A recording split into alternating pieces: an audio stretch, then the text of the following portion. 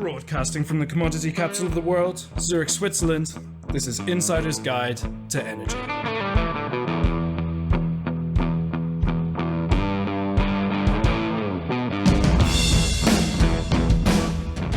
Insider's Guide to Energy, ETRM mini-series, brought to you by Fidectus, where post-trading matters, and Falls and independent management and consulting boutique, creating impacts for clients and markets.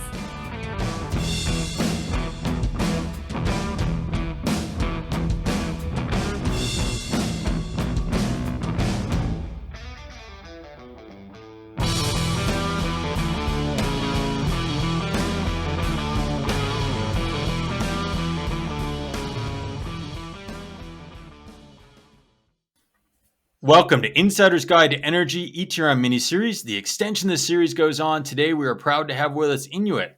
And from Inuit we have Ganesh. Ganesh, how do you say your last name? Ganesh Natarajan.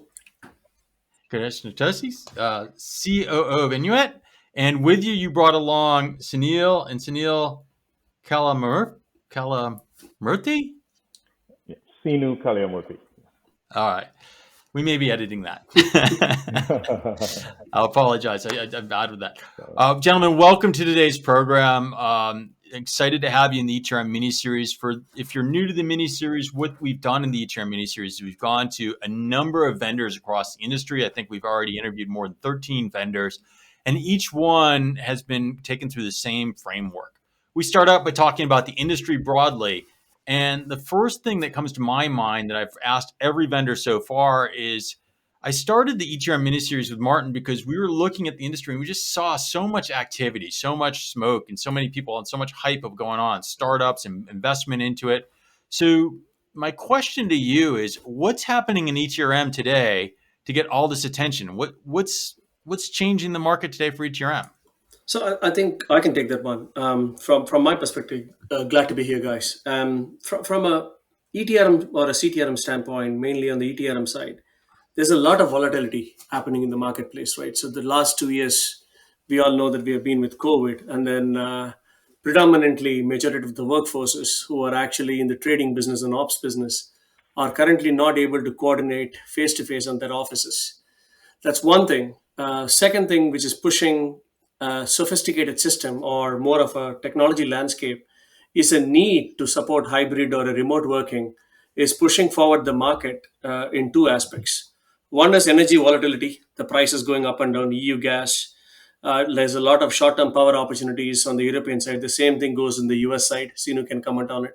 At the same time, people are actually looking for platforms and ways to collaborate without actually leaving their home. So if any of the organizations who are actually not invested in a technology infrastructure or an IT infrastructure per se to run their trading and operations business is actually forced to move out of that comfort zone and try to rely more on systems and technologies to run their business, right? That's actually the two broad macroeconomic elements which is actually pushing the market forward in terms of ETRM systems and sophistications and anything else you want to ask. The third thing which I see personally is from the assessment of the vendor perspective, what is actually the questions the clients are looking for is, always a decade ago or even 5 years ago, the way of questions which people ask us in the market in your typical RFP or RFP response is much different than what they are asking us today. So what is any client is looking for? They're looking for 5 parameters. Any system they're looking for or any technology they're looking for to support their trading business, they are looking at whether the solution is functionally fit, right? Functionally fit doesn't mean just it meets my user's requirements, technical as well as functionally fit.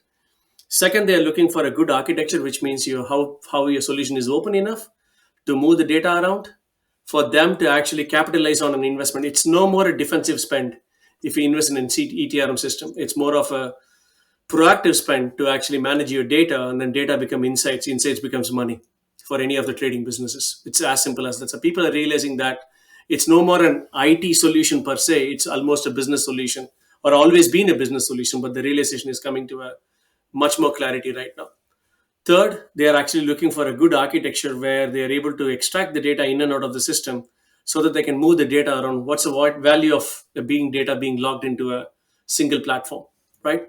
it doesn't make any sense. You need to be able to move the data around within your businesses to make some good decisions. Fourth, like always, since the market is volatile, people are looking for more with less attitude. What I mean by that is people are looking for openness, good architecture, great value proposition, multi commodity strategy, and good vendor who can actually take their journey and make them realize their investment. Right? I think the ask is very clear in the market from anybody we talk to, whether you are talking to some big conglomerate or you're talking to somebody who is just starting up a shop to start just trading emissions or power. I think the ask is very, very clear. People actually know what they don't want to buy in this market. They actually know what they want to buy from a ETRM solution standpoint. Does that give you kind of a short brief, Chris? It does. It does. Yeah. I think you mentioned already a lot of reasons why the ETM market and the space is changing. I think you covered technology, which is, from my point of view, one big aspect why solutions are changing. But you also mentioned more, or dived a little bit deeper into the business aspects. You mentioned volatility, but also knowing what to trade and what not to trade. But maybe let's dive a little bit deeper into there. So the business side, if I'm a trader or a mid office guy or a back office user, Absolutely, right?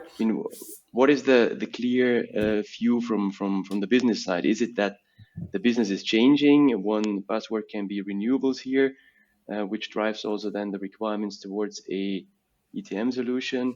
So what is your view from a business point of view, from a business perspective, towards the changes for an ETM system? I think from a business standpoint of view, right? I actually worked with many businesses, not only energy before, and so does Seenu. I believe the lines getting blurred every day in every way, right? You have a front office which still looks at positions. You have a risk, and you have a front office traders looking at P&L. Ops is looking for your scheduling and nominations. Back office is looking for your accounting and settlements, right? I think the traditional front, middle, back office or operations still exist, but the connectedness from the business is much more demanding than a decade or a 5 years before, right? As an ops person, the ops person actually need to know from their perspective the immediate impact of their P&L on their operational cost when a trader makes a decision, right? Previously, it used to be not that crucial. For us, from a business standpoint, between this set of users, including IT, they are all looking for much more connectedness in terms of workflows, straight through processing in terms of the benefits, and how they can actually work on the same data front to back without actually making a phone call or emailing you saying that, hey, is this correct? So the connectedness and the workflow and the straight through processing actually drives a lot of collaboration, because coming back to my point, right, I've not seen a lot of people in the last 2 years. I did see, but not at the way you're walking into the trading floor and then looking at everybody. You're able to do a whiteboarding and then try to understand and solve a problem statement. Right now, that's what business is expecting. So IT becomes a much more enabler for the business to solve this connectedness and collaborative attitude using a ETRM system. And people are also looking for, if you look at the last 24 months or 36 months trend, a lot of businesses are actually investing in IT and digital transformations, which means they're trying to understand the whole blueprint about the value of data across the value chain. So from a business standpoint, people are getting much more tech savvy. Not only it should be able to meet their business needs, they're also trying to optimize my time because everybody's working from home by having good advanced workflows which seamlessly connect the dots between front to back. Right? Those demands are actually more and more, and people are actually pushing for a lot more workflows within the product rather than actually risk and other stuff which is given in these days. Right? Yes, Does it answer your yeah, question, Martin? Yeah. Seenu, you want to add something? Yeah. yeah. So since Martin also talked about renewables and how that's how that's in play in the current market, renewables and environmental is huge. There's our existing clients or new inquiries. There's a lot of activity, a lot of enthusiasm, a lot of growth in the environmental business, and not just the regular cap and trade regulated business, but there's voluntary business driven by ESG that people on the consumer side and the producer side or actively involved, and that involvement is only going to become more and more and higher, and that makes systems a lot more critical in managing these things, especially the growing side, on the voluntary business, and also the markets itself, like the power markets. The power prices are now heavily driven by the renewable side of the that's more regulated, but then power markets are disrupted, and in terms of what they dispatch, the dispatch decision: do I want to run my plant, or is wind power available? Is solar power? There's more storage available in the market.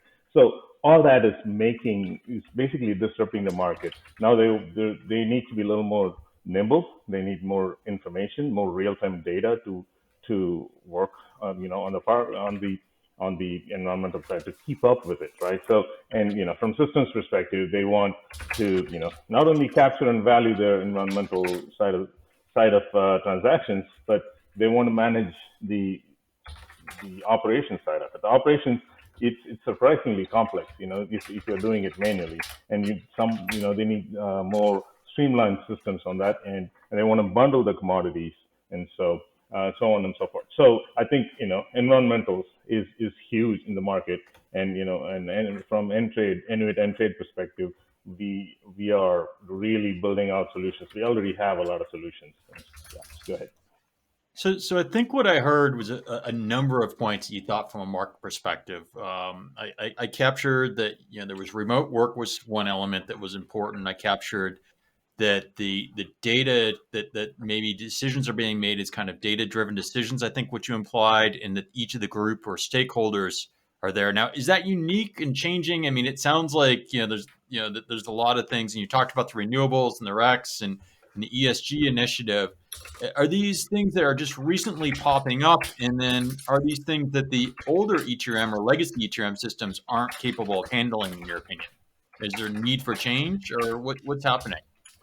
I think there is a need for change, Chris, because older ETRM systems, I've seen solutions that is shoehorning, that you try to shoehorn environmental products into existing solutions and make it work. Yes, it could work to a certain extent from the traditional products perspective, but then as the industry evolves into more sophisticated markets, and they have their own characteristics. Now, the existing ETRMs, or if you're trying to shoehorn it into existing products, at some point you are now going into a point where you're making compromises on the functionality. You are trying to introduce more manual processes to make it work, and a dedicated solution is required at this point. It has been there for a long time, environmental solutions, and it has worked in the existing ETRM systems because they are very regulated, very easy to understand markets, very simple. Now it is getting a lot more complex, and project-based, ESG-based solutions, and there's lack of price visibility, and there's the operational process itself is changing. Earlier, it's certificates that's coming into registry. You value it at inventory, and then you deliver the certificate. Now there is a lot more going on. There's a lot of tracking from the point of production to point of delivery, and all that. If you want to do that, you would need a dedicated solution. And whoever comes up with a more dedicated, more that understands the market's needs and that understands what's coming in the market, and produces solutions, are going to be the ones that are going to provide real value to the customers, and not necessarily making them do all the manual work. ETRM will be there, but there will be a lot of manual work around it, and that defeats some of the the purpose of growth in this market. You need to, if you want to grow, there needs to be value. Okay, understood. Ahead, maybe it's a good point in time, Seenu, and Ganesh, to talk about what is Enuit offering in that transforming market, and also having in mind, as you said, that the complexity in the market is getting higher. So happy to hear about your solutions and what you offer specifically for the complexity and the changes that you mentioned. Thank you for that question, Martin. I really appreciate it, because that's something that I've been spending a lot of time on, and we have worked on that solution, and we're proud to talk about it.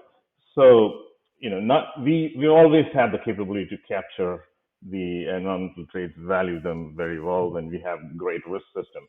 Now, what we have added is a dedicated module where in a single process you could deliver the inventory, whatever's coming in, and value the inventory at market, keep the value up while you're creating the settlement parameters for the purchase and sales deal. So a lot of times when a purchase comes in, when you deliver it into inventory, you have to go and start settling, do some work on the purchase or the sales side to make sure the settlements come out correctly. We've kind of made it all into one step. We have a dedicated inventory delivery module and that we have built. So we have an environmental deal type and we have an environmental inventory type. Those are unique to environmental products.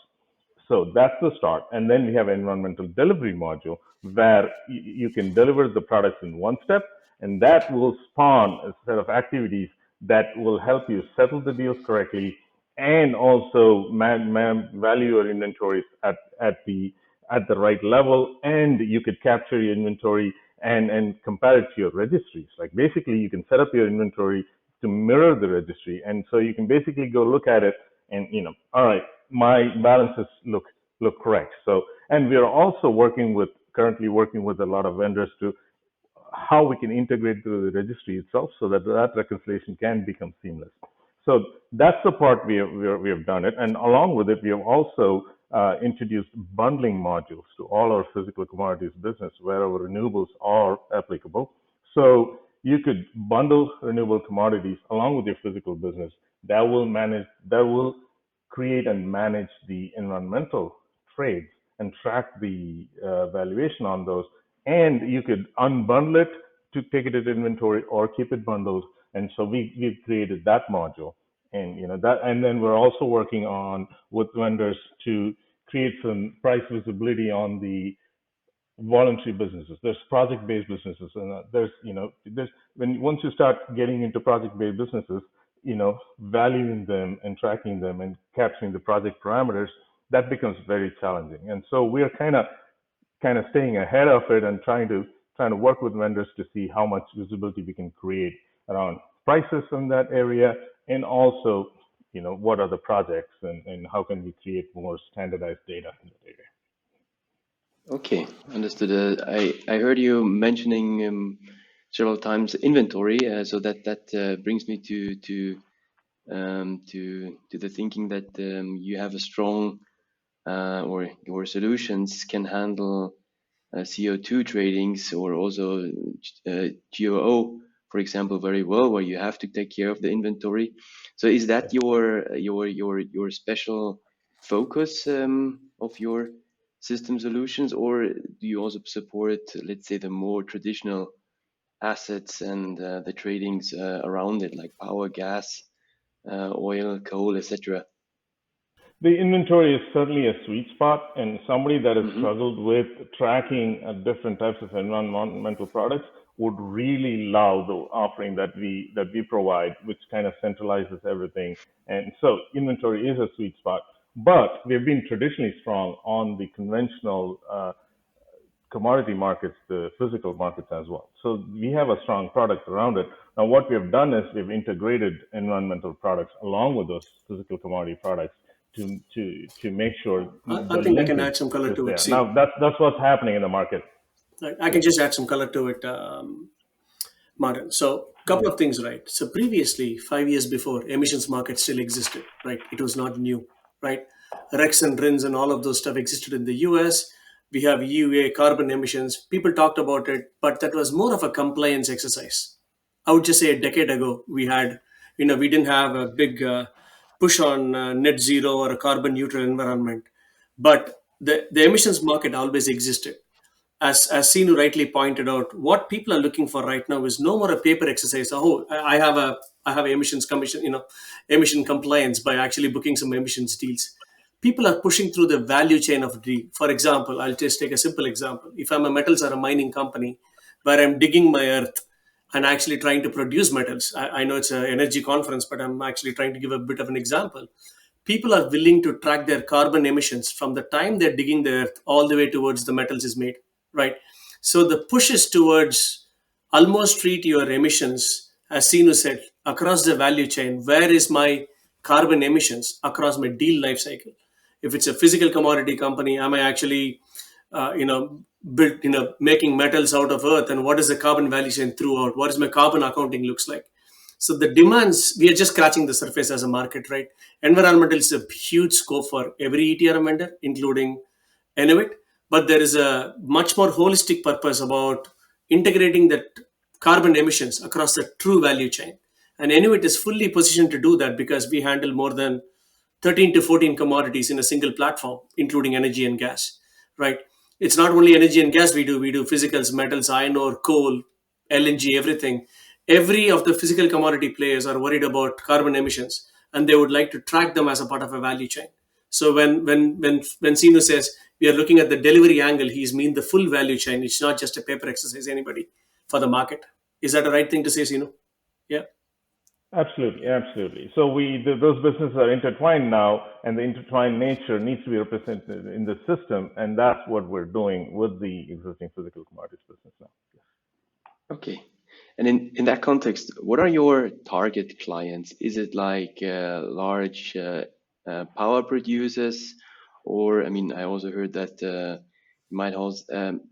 you might also have a strong focus on more metal producing companies or any company that has to manage their emissions well. So what is your target client group? So it's not just target the existing client groups as well. It's power is certainly an industry that's been disrupted, and that is a target group for sure. But renewable natural gas is huge, and there's and especially in some geographies there are local regulations that help those markets. So renewable natural gas is big, and renewable LNG is huge as well. End of the day, it becomes natural gas.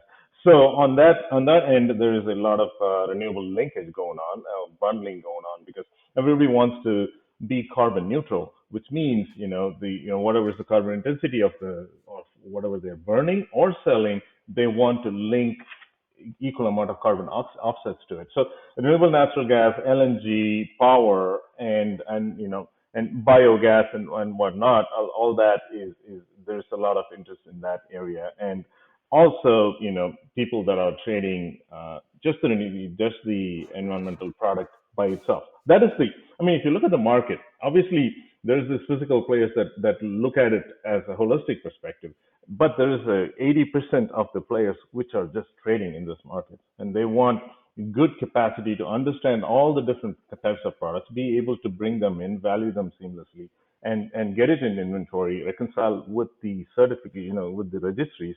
And if you're trading huge volumes, operations becomes a major bottleneck.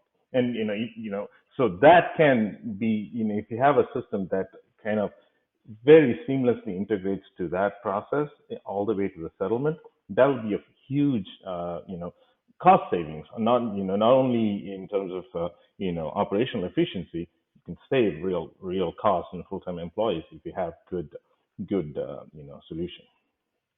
So I think what I'm hearing you say, you keep mentioning bundles in bits and pieces, and you just kind of gave a description of kind of a full-in solution, right? So you kind of almost soup to nuts have the solution, where I think I've picked up from the conversation you're working with partners, some ecosystems to natively bring some components in.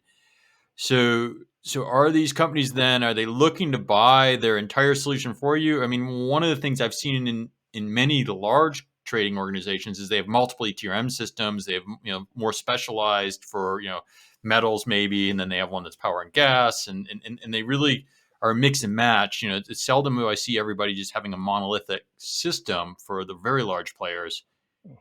Are you trying to build one system, one modular system for these folks to meet their entire demand? Is that your vision?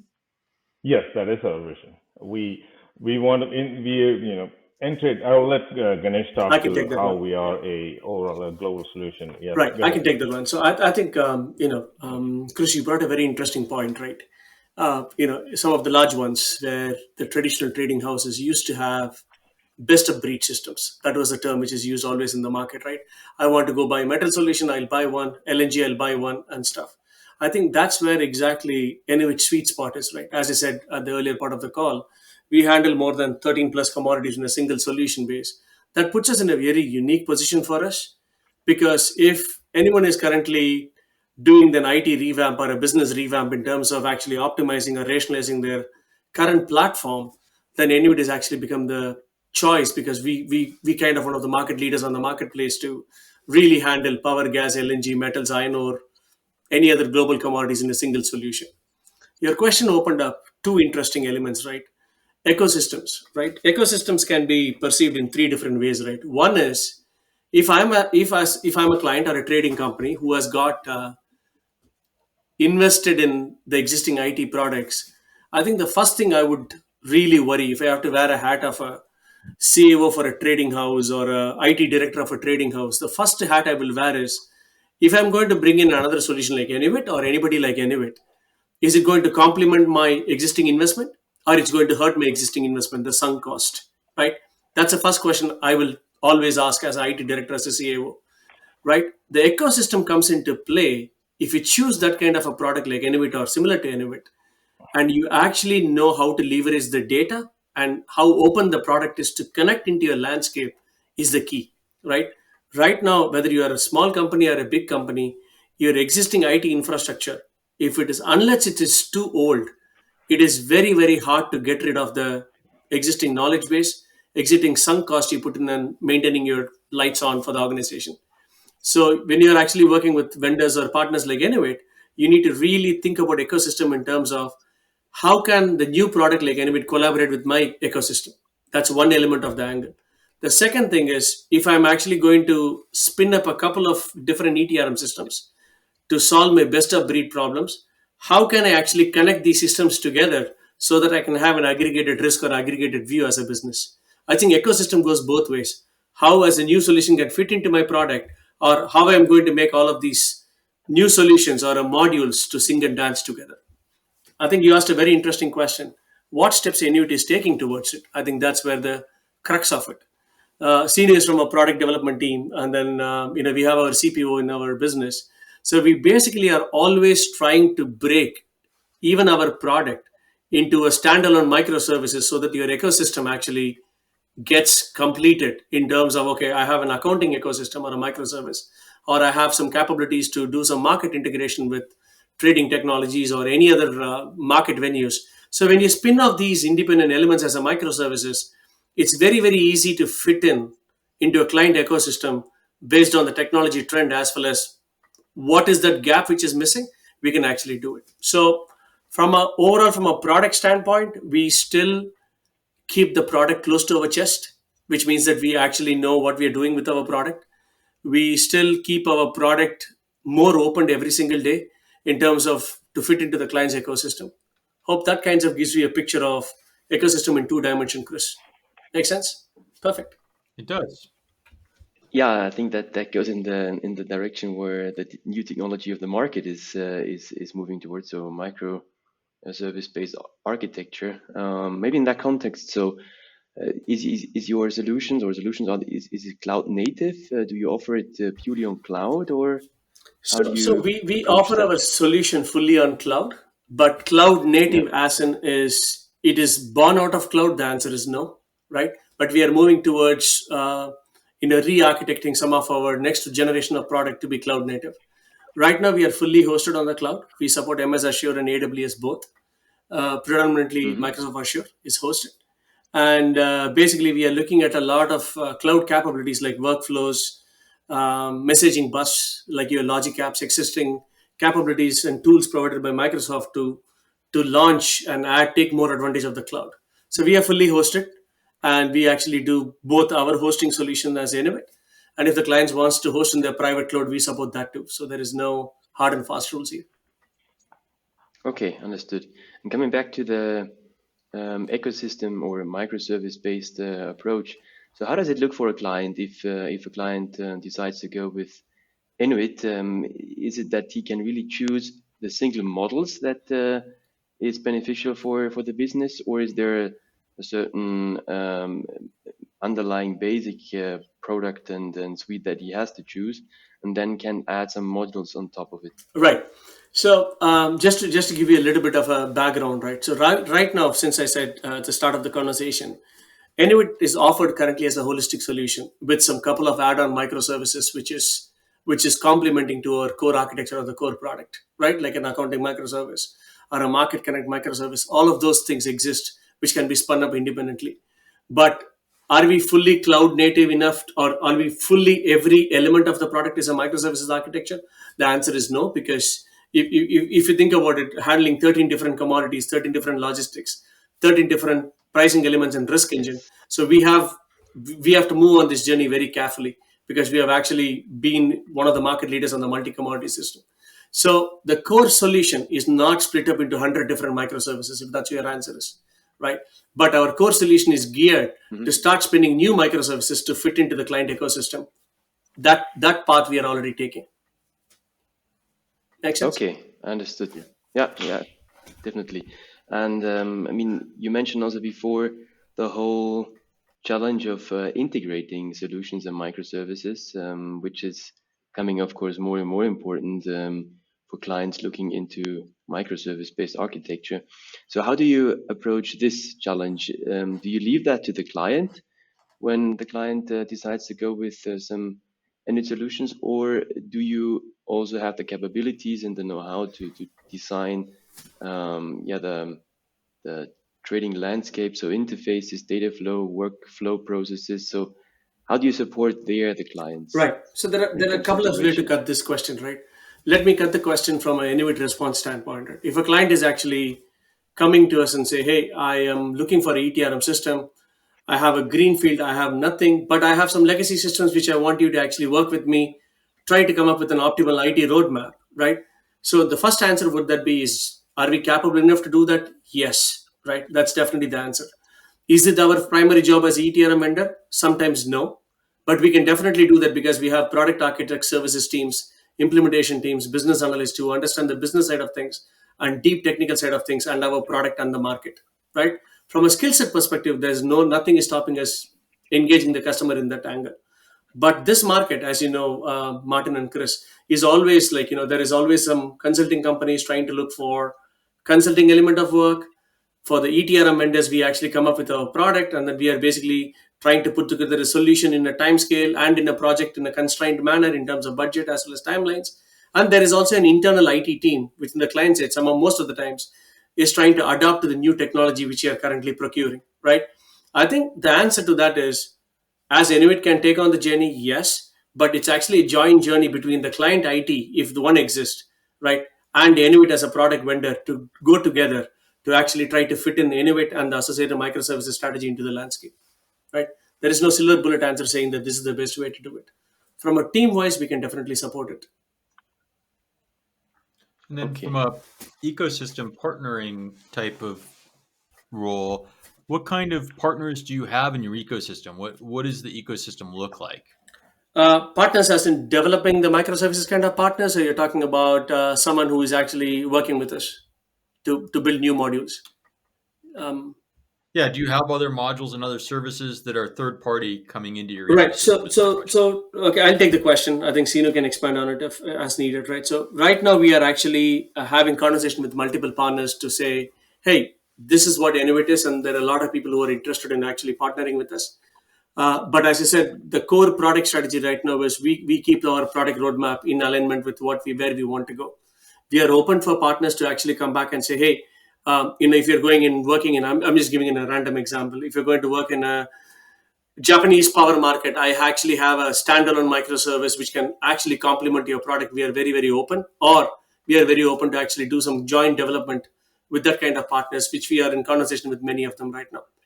But so far, as we speak today, I think the overall product management strategy is very close to where Enuit is going. But we are very, very open to work with any set of partners who could actually complement and push the product strategy forward in the marketplace for us. Right. Okay. Yep. So also, and so from product perspective, Inuit is, we have the skill set inside. So our products are built essentially mainly by Inuit, but from data perspective, right? So when you're talking about natural gas scheduling, pipeline data, rates, and this. We don't want to get into some level of complexity on the data side. There we look for partnerships, and there are some data partners we're looking at where we could get all the market data and all the very niche data, and also on the environmental side, projects and the price visibilities on the voluntary environmental markets. So those are areas where we look for partnership. From product development perspective, we feel like we have a very strong team. We have a very strong quantitative team. So we build a product, but we are certainly open to some niche areas where there's already very adopted technology that we want to get into. We're very open to that, and that goes from a project to project perspective. So let's shift the focus a bit, and I think Seenu and Ganesh, you mentioned something very crucial as well. So getting more automation in terms of workflow and operational management, especially when you have high volumes and a lot of data in your system. So automation is definitely something that is more and more important, but not just from a workflow point of view. I also see that it's more and more important when it comes to trade execution, that there's a higher level of automation. For some players in the market, even this journey goes towards algorithmic trading. Maybe you can share your view on that in terms of how important is automation for your clients, and what kind of solutions do you offer, and if algorithmic trading is something that your clients are also looking into, especially in the more specific commodities like metals, etc. I can take the first part. Sorry, Seenu, go ahead, please. Sorry about that. Go ahead. Okay. So yes, automated trading it's essentially not every client is looking into automated trading, but there are a certain subset of clients that are looking into automated trading, mainly the derivatives business, and the people, the hedge funds and the like, are more interested into that. And so from ETRM perspective, being a post-trade system, you got to keep up with it, with the automated trading, which means and getting the deals booked in time and valued in time to give them good position view of what is going on. That way they could they could keep up with the automated trading. So that's where the challenge for the ETRM comes in. And from Entrade perspective, we are we have a very good straight through processing mechanism, and also we can get in trades quickly into the system. And when the trades come in, they get valued for the basic position attributes. That way, if somebody has a position report open on a auto refresh mode, they can see their overall position come through, and then they can have a view of their portfolio in a near real time basis to work with automated system. But does Enuit provide trade entry system or trading systems that integrate into market? No, we don't. But from a post-trade perspective, we do support that kind of business in a very seamless way. And in that context, is your architecture event-driven? So you mentioned real-time position overview. So is it event-driven, or is it scheduled, manually scheduled? It is event-driven. When the trade comes in, it automatically, in a background way, not necessarily clogging up your system, but trades come in, and behind the scenes, a lot of the pertinent values that are important for position reporting are calculated automatically. Okay, understand. I think I can expand a little bit more on algo trading in the market trend perspective, and then what we are not doing about it, right? So I think Seenu was spot on in actually talking about not everybody wakes up from the bed and asks for algo trading. Physical commodities, iron ore and metals is a different ballgame when compared to the power and gas, right? I know there are certain companies in the Western Europe where we don't even have one full-time actual physical trader who are actually executing power trades and gas trades. Gas trades is still, you can simulate, and there are some softwares and expansions. Power trades are much more easy to automate from a standpoint, right? I think algo trading definitely is picking up a lot of trend, or already picked up a lot of trend in the power and gas market. But if you're talking about the really much more physical commodities like an LNG, oil, or global metals, iron ore and copper, those kind of stuff, I think there's a market has got a long way to go to catch up on it. I'm not saying there is no innovation out there. but the nuances of those contract is extremely bespoke with every time you do a pricing, right? Gas is gas. If you buy European gas today at NBP, the price is the same. The copper market or the aluminum market does not work like that. So algo trading on that kind of a market need lot more traders knowledge, specializations to do pricing and work out the logistics. So physical commodities And the liquidity, yeah, and the and the liquidity as liquidity well. of the market too. So Yeah. gas and power, yes, even within that gas and power, I would just say power is a little bit leading on the space of the algo trading, then rest of the commodities have to catch up a lot. So what you're saying is mainly out of two reasons it's not picking up so quickly. I mean, automated trading in metals and other commodities, it's as understood liquidity, which might not be there in the order book, and second, the complexity of the contracts that do not allow And the way the very contract, straightforward pricing. the way the logistics, right? So iron ores are traded in piles, Yeah. right? You're talking about a pile of cargo, which is like, could be like, I don't know, millions of metric tons, whatever that may be, right? And then you have a different sulfur content in iron ore. You have a copper content, and then you actually have a dry weight, wet weight. There's a lot more nuances in actually pricing and managing that physical commodity. Power is power. You generated a grid, nominated a TSO, right? And then you can actually automate that, depends upon the flow and stuff. So I think physical commodities, the bulk ones especially, is liquidity is one element of it, and every contract pricing is unique to the counterparty you trade, the material you are moving from point A to point B. And I would bet my money on it. I've been in this, in this industry for 2 decades right now. I will be surprised that suddenly, if 3 years from now, hey, metals trading is completely into algo trading. I'm sure there is a value chain full of it is done, but definitely the people's intelligence about the market and the way the market works has to be taken into consideration. Extreme automation could actually be counterproductive if you don't need it, or the market is not ready for the extreme automation on certain commodities. That's my humble view, Martin. Right. If I want to summarize that, there are some niche players that really are not looking for. There's no market benefit for going algo. But if somebody is doing a natural gas futures trading or just on LME, purely financial basis, they're hitting back and forth. Those are the people that are looking for algo trading, and and that is a very small subset of our client base. So it sounds like you handle quite a bit, right? You have this all solution, all these modules.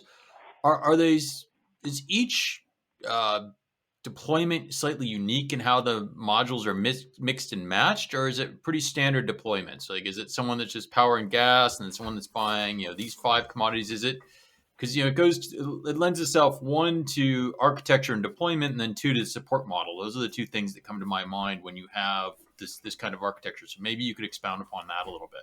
I can take the first pass at it. Seenu can add to it, right? So I think it's a very great question, Chris, right? So we don't, I repeat, we don't have power version of Entrade, gas version of Entrade, iron ore version of Entrade. That's the beauty of Enuit and Entrade. We have one solution and one code base which can actually handle multi commodities. So when you are buying Entrade as a solution, hey, I'm a global LNG player today. I may do natural gas tomorrow. We are not going to come back and tell you, hey, let's install the natural gas model for you separately. After that, it is actually built in as a part of the product. And it's basically set up your curves, set up your deal types, which is already as a part of it, start trading natural gas. New product or a new commodity rollout could be a nightmare for a solution which is actually not built architecturally bottom up from the way of being a multi-commodity. When Enuit was started in 2006, 2007, we have been in the market actively from 2008, but the product thinking started in early 2006. We actually want to keep this ethos in mind. The ethos is very, very simple. We are going to take a multi-commodity solution and we are going to keep the code base and the functionality intact across all the commodities, right? If Seenu is going to come back and tell me, Ganesh, there is something great going on in the power market, I would like to do for the environmentals, we just don't go back and say, hey, let's do that only for the environmentals. We always, with the help of Seenu and the people like Seenu in the company, we actually go back and say, how do I actually learn from an oil market something which could be used in the LNG market and metal markets tomorrow, right? And that's the beauty of Entrade, and that's the beauty of Enuit. And we want to keep it that way. That actually give us the edge to stay a truly multi-commodity solution, including the coverage of energy. Seenu, feel free to add. Yes, so that's the ethos. Like Ganesh said, we want to keep everything same commodity, and if they want to get into another commodity, we don't want to go back and say you need to buy this module, that module. But all that said and done, we don't want this kind of concept to be a problem in the future for deployments and change management and stuff. That's why we are going towards service-based architecture and microservices. So we will still maintain these ethos, but from deployment perspective, we will go into more microservices-based architecture. That's where our future is at, and so we're not going to stay, as a big monolithic solution. We are moving towards a more service-based architecture. So from technology perspective, we don't want this ethos to be a liability. We still want to have the flexibility of microservices architecture. All right, so that makes sense, and I get the migration path, and I apologize for saying you bundle it, and understand that you have a single solution that you bring out and you deploy. So your new customer base, I mean, there is some greenfield, right? You talked about some renewables in the beginning of this conversation. Um, are your new customers mostly leaving legacy solutions, or are they greenfields? And if they're leaving a legacy, what's the migration path? Like what is the differentiator you're going in on? Is it renewable you're coming in on, or what's the technology that's catching their attention to get you in the door? Great. I think it's a great question. I can talk about it. I actually look after a lot of sales and pre-sales activities, including delivery within Enuit. I think there are two pocketed questions, Chris. First of all, great question. You're asking, so there is always a market, right? So nobody wakes up from the bed and then say, hey, I just ran out on the second side of the bed and then I'm going to buy an ETRM system from Enuit today. Nobody does that. That's a fact. So there is a replacement market which is currently pushing the market forward due to some of the M&As and consolidation in the market space. I don't need to name anybody, but you kind of have the market, right? There are people are looking for vendors who actually have a solid roadmap to work with, solid partnership to deal with. That's one element of it. The second element you asked me is, let's say there is a replacement market or a dire need. Some of them is a replacement market, some of them is a green field where people are actually getting into the trading. They want a system. There are two sets of elements which happens.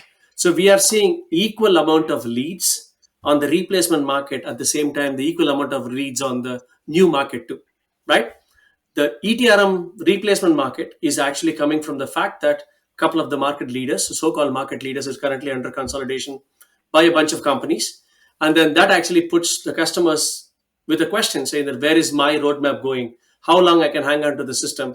Which could actually do I get the attention from my account manager? Yes or no? That's one element which is driving the push. The new entrant is also driving the push. So let's answer the question for both the sides, right? So when Enuit does things, I will be very open and then easily talk to you about my implementation methodology in 30 seconds. Is we basically start the project with an begin and end in mind, right? Imagine, there comes the world where we all learned programming by writing a hello world. It doesn't exist right now. So when you're going to a client, the first thing you're going to ask is, what's your typical portfolio looks like? Give me your complex trades, right?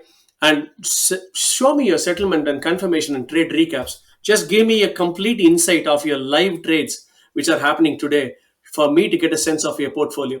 Pretty much that's the first question any one of us from anybody will ask any customer during the sales process, at the implementation process.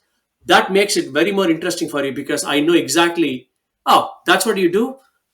This is the way you model it. So basically, you fail fast by bringing in the real data at the time of implementation to say, if I'm able to tie out your settlements correctly, manage your risk correctly, you can actually see your position reports and P&L report. I almost got the project right from day one or a couple of days from the time. I think that's how we do stuff.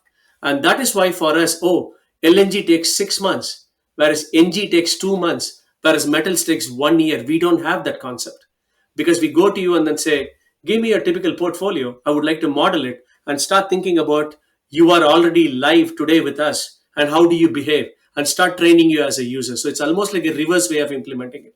And that ethos is actually structured in our delivery model. Is that the right thing to say, Seenu? Yes, yes, and absolutely, Ganesh. And to add to it, for a non-greenfield customer that has grown fast and they have a hodgepodge of system, the value proposition for getting Entrade is they can do everything in one place, one system in a very consistent way. So standardizing the business process and the systems landscape is another major value proposition they're looking at bringing in Entrade. And we are currently working with two customers very similar to the scenario that I just talked about. Fast growth, hodgepodge of systems. I want to get into a more streamlined process and systems environment, and that's why they're looking at Entrade.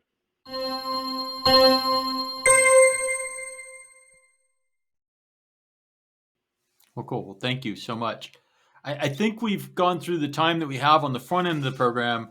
We get to switch now to what we call our speed round.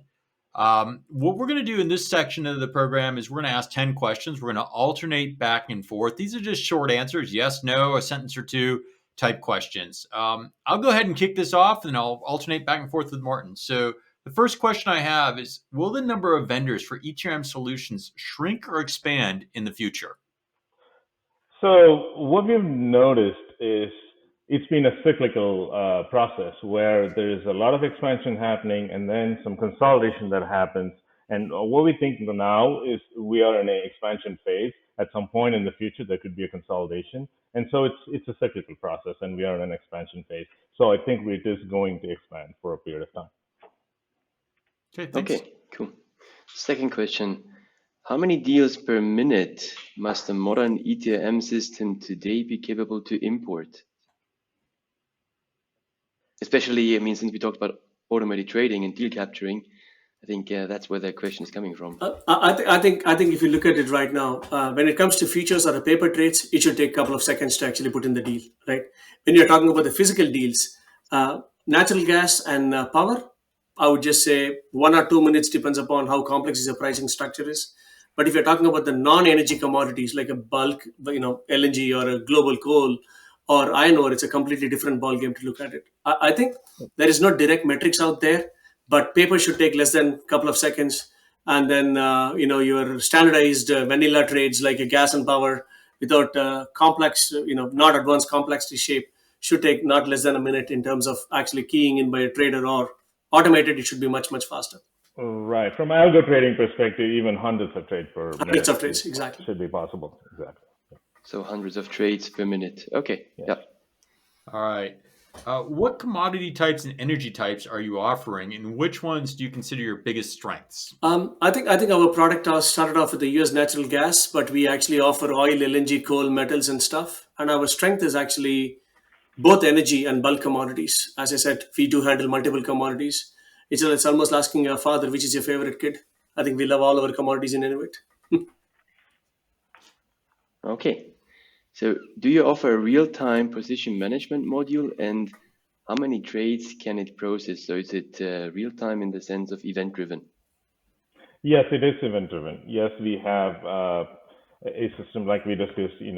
All the pertinent attributes are calculated as the trades are entered, and if you have a screen open, it will be in an auto refresh mode that you could see the positions updating, and it can, based on the trade type, it can if it's on a multi-month, it's going to take a few seconds, or it could be multiple trades per second if you're doing simple algorithmic trading.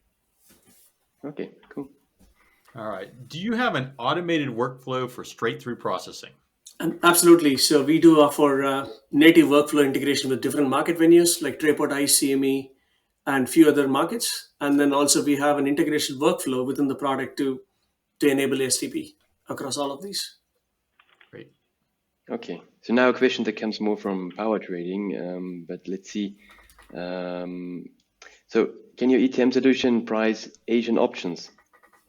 Yes, it can. It can price Asian option. We have a very strong quantitative team that, we have proprietary models for all the option types that, and we have had clients that are trading very complex options.